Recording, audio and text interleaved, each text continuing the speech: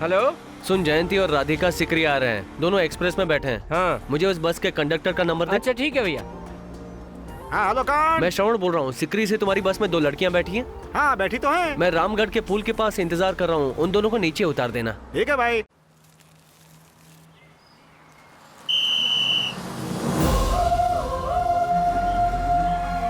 सुनिए, श्रवण भैया आपका इंतजार कर रहे हैं, आप नीचे उतर जाइए प्लीज। आप नहीं उतरेंगे तो गाड़ी आगे नहीं बढ़ेगी।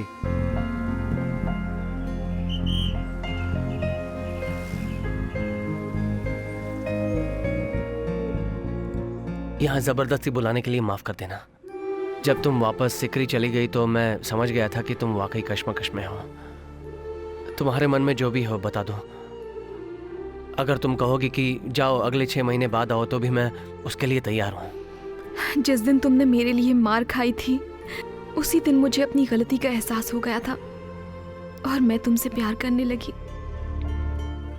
मैं खुद नहीं समझ पाई कि ये सब कैसे हो गया, लेकिन तुमने उस दिन कॉलेज में जब लोगों को मारा, उस दिन मेरे मन को बहुत चोट पहुंची। तुम्हारे पिता को इतने सारे लोगों के साथ तलवार लेकर आता देखकर मुझे और गुस्सा आया, मुझे नफरत सी होने लगी। जिस दिन मैंने पढ़ा कि तुमने 4 लोगों को मारा है और तुम जेल में हो, तो मेरे पैरों के नीचे से जमीन खिसक गई। मैं तुम्हारे प्यार को अपने दिल से ना तो मिटा पा रही हूँ और ना ही जाहिर कर पा रही हूँ, बस मन ही मन में घुट रही हूँ। समझ में नहीं आ रहा हंसूं या रोऊं। मेरे पिताजी ने मुझे सिकरी इसलिए भेजा था कि मैं किसी लफड़े में ना पड़ूं। जब मैंने टीचर का अपमान होते हुए देखा तो मैं रह नहीं पाया। दुनिया में सबसे दुख की बात है एक पति का उसकी पत्नी के सामने अपमानित होना। मैंने इसलिए उसको मारा। अगर उस दिन मैं उन गुंडों को नहीं मारता तो वो लोग मुझे मार देते। छोटी सी बिल्ली भी अपनी जान बचाने के लिए किसी से भी लड़ती है। क्या मुझे अपनी जान बचाने का हक नहीं है? ये सारी बातें मेरी माँ के सामने मत करना। क्यों, मैं अच्छा नहीं हूँ?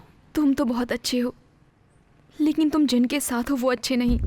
मैं कुछ समझा नहीं। अगर तुम सब कुछ छोड़कर आ जाओगे तो मैं तुम्हें अपना सब लूंगी। कुछ मतलब किसको?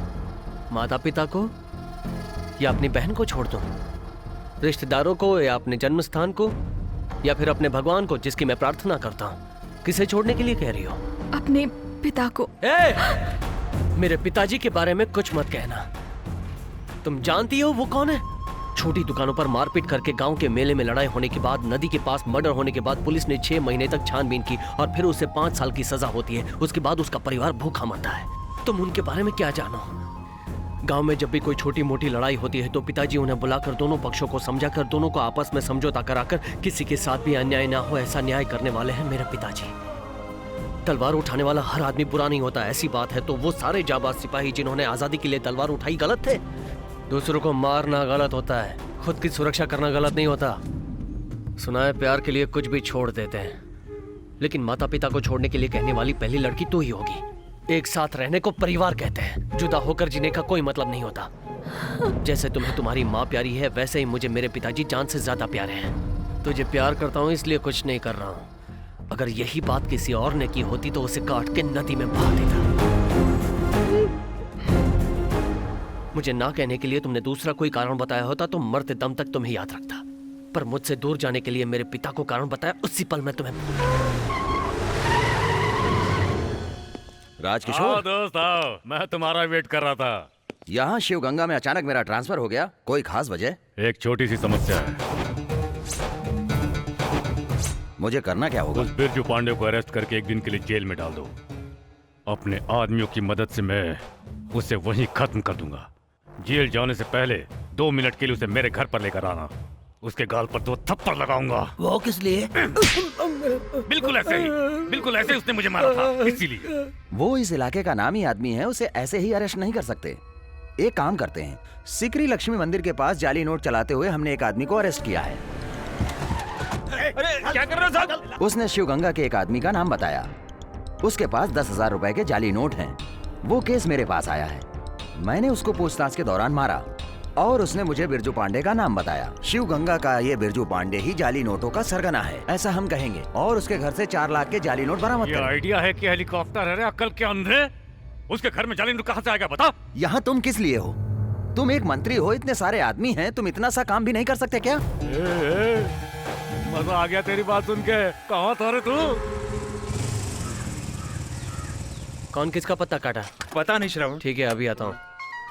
बोलिए सर। आपके घर शिवगंगा से डीएसपी के नेतृत्व में सर्च वारंट के साथ एक टीम आ रही है। इसकी वजह क्या है मुझे कुछ भी पता नहीं है। ये राजकिशोर का ही काम होगा, अपने पद का दुरुपयोग कर रहा है। ये अपने आप नहीं टूटा, तोड़ा गया है। हाँ श्रवण, श्रवण वहाँ देखो। चलो ऊपर चल के देखते हैं। कल रात को हमारे घर जरूर कोई आया था। कुछ लेकर तो नहीं गया है, मतलब कुछ रख कर गया है। सब जगह ढूंढने में आधा एक घंटा लगेगा, इतने में पुलिस आ जाएगी। आप एक काम कीजिए, घर बंद करके राइस मिल चले जाइए, आधे घंटे बाद आइएगा। ठीक है बेटा। देखना, उधर देख। इधर।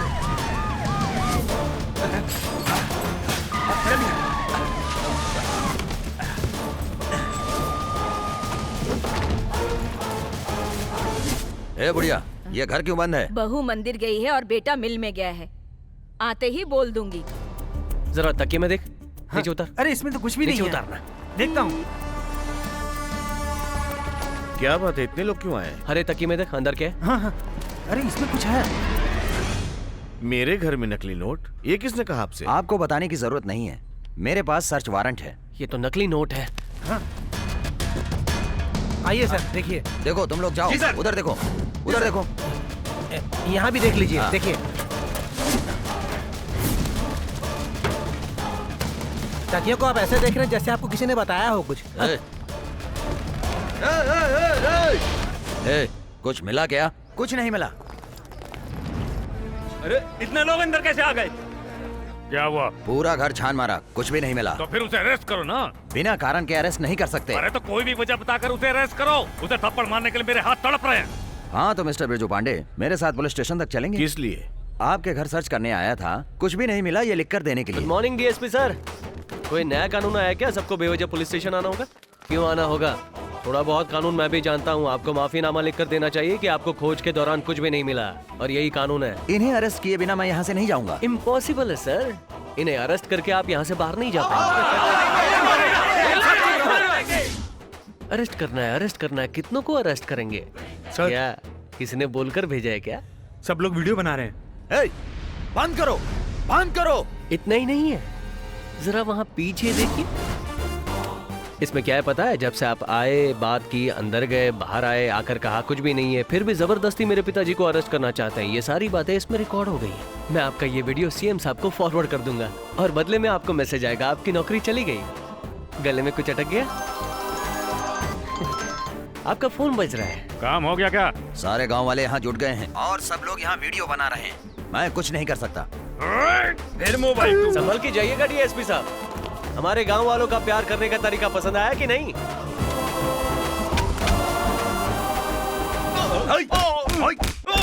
अरे वो हमसे डर कर झूठ बोल रहा है, छोड़ो उसे। नहीं सर, ये बिल्कुल झूठ नहीं बोल रहा। मैं इसको जानता हूँ, ये बहुत बड़ा खिलाड़ी है, ये कभी झूठ नहीं बोल अरे सकता। अक्ल के दुश्मन, तू एक चोर की तारीफ कर रहा है? अपनी वर्दी उतार के फेंक। बिरजू पांडे का बेटा हार के साथ आ रहा है। रुको रुको रुको। मंत्री जी को माला पहनानी है। वो इस समय बहुत बिजी हैं, वो हर किसी से नहीं मिल चुप सकते। रहो, वहाँ तो खड़े। नमस्कार मंत्री जी। एक मामूली एमएलए थे, मंत्री बन गए हैं, इसलिए हमारे गांव वाले आपको हार पहनाकर सम्मानित करना चाहते हैं। जीतने से पहले आप इनके घर आकर वोट मांग रहे थे ना, वही लोग आपके घर के बाहर खड़े हैं। अच्छा नहीं लगता ना? उन्हें ऊपर आने दो।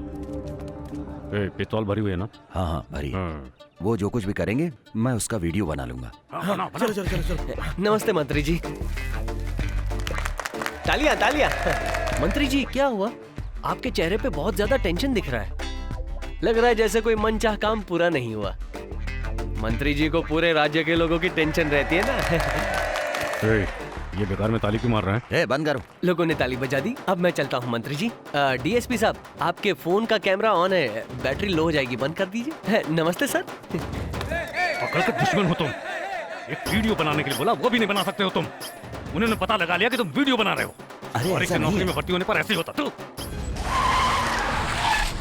मालिक आपके लिए फोन। क्या सोच रहा है? तेरे फोन पे ना करके दूसरे के फोन पे क्यों कर रहा हूँ? ए, अगर तेरे फोन पे बात करूंगा तो तू रिकॉर्ड कर लेगा और मुझे फंसा देगा। मेरे पिताजी भी आज तक घर के अंदर चप्पल पहनकर नहीं आए, और तूने पुलिस वालों को जूते के साथ पूजा के कमरे तक भेज दिया।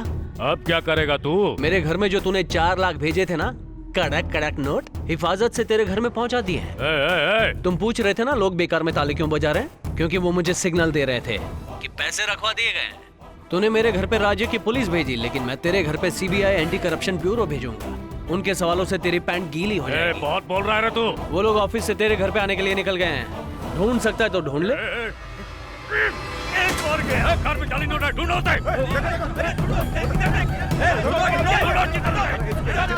क्या हुआ बताइए, क्या हुआ ये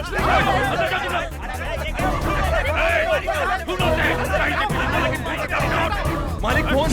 क्यों मंत्री, अब तक तो तेरा घर कबाड़े की तरह बन गया होगा, लेकिन छोटी सी गलती हो गई। जाली नोट तेरे घर में नहीं, घर के बाहर सफेद कार में रखे।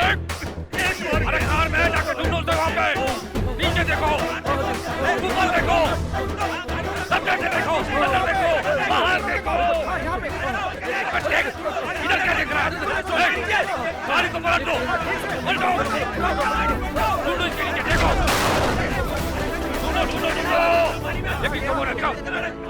बता पैसे कहाँ पर है? बताता हूँ रे। तुम्हारे जैसे कुछ लोग पत्नियों से छुपा कर जहाँ रखते हैं ना, वहीं पे रखें। हेलो, पत्नियों से चीजें कहाँ छुपा कर रखते हैं? डब्बे में। चुप भैया रखेल के तू बता। भैया खेत में। भाई स्टेपनी में देखना चाहिए। स्टेपनी में देखो, जल्दी देखो। भागो।